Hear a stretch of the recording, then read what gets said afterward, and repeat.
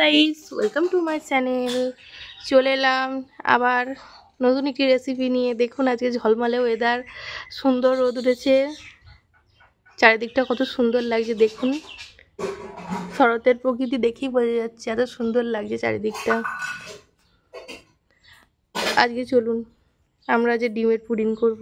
চলুন বন্ধুরা, আমরা ডিমের পুডিং যে করব বললাম, তার জন্য একটা ডিম নিয়েছি, দুধ নিয়ে নিয়েছি। আর এই যে দেখুন বন্ধুরা, আমরা এবার এখানে এটা চিনি দিয়ে ক্যারামেলটা করে নিচ্ছি।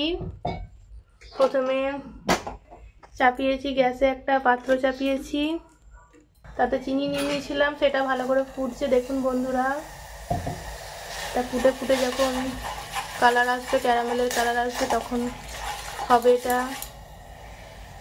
দেখুন ফুটছে। আমাদের ক্যারামেলের কালারটা অনেকটা সুন্দর এসেছে, আর একটু হোক, তাহলে ভালো মতো কালারটা আসবে। ক্যারামেল হয়ে গেছে। ডিম নিয়ে নিয়েছি, দেখুন এটাকে আমরা ভালো করে ফেটিয়ে নিচ্ছি। দেখুন বন্ধুরা, আমরা চামচের সাহায্যে ফেটিয়ে নিচ্ছি সুন্দর করে। আবার চিনি অ্যাড করছি। প্রথমে ডিমটা ফেটিয়ে নিয়েছি, তারপরে চিনি অ্যাড করছি এটা ফেটানোর জন্য। দেখুন বন্ধুরা কি সুন্দর ফেটানো হচ্ছে, এটা ভালো করে ফেটানো হয়ে যাক। আমাদের ডিমের সাথে চিনিটা ভালো করে ফেটানো হয়ে গেছে। এবার যে উষ্ণ দুধটা আছে তার সাথে এটা ভালো করে মিলিয়ে দেব, আর ভালো করে একটু ফেটিয়ে নেব। দেখুন বন্ধুরা, এভাবে ফেটিয়ে নিতে হচ্ছে। দেখুন ভালো করে ঘুরিয়ে ঘুরিয়ে ফেটিয়ে নিতে হচ্ছে।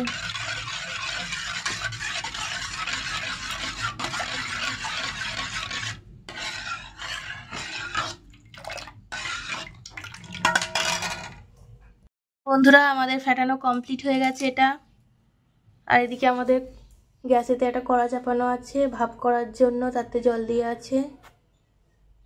এবার এই যে দুধটা আছে, এটা এবার ওই ক্যারামেলটার ওপর একটা ছাঁকনির সাহায্যে ছেঁকে দেব। দেখুন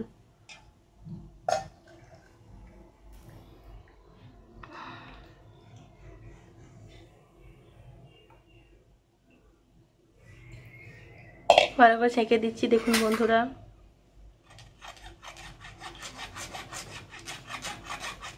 দেখুন বন্ধুরা, এদিকে আমাদের জলটাও ফুটে এসেছে। এটাকে এবার আমরা এর মধ্যে বসিয়ে দেব, উপর দিয়ে একটা ঢাকনা দিয়ে দেব। দেখুন বন্ধুরা, হচ্ছে এটা 20 মিনিট মতো কি আধ ঘন্টা মতো আমরা করতে দেবো। এটা পুডিং তৈরি হয়ে গেছে। কেমন হয়েছে অবশ্যই জানাবেন। চ্যানেলটি সাবস্ক্রাইব করে পাশে থাকুন। ধন্যবাদ।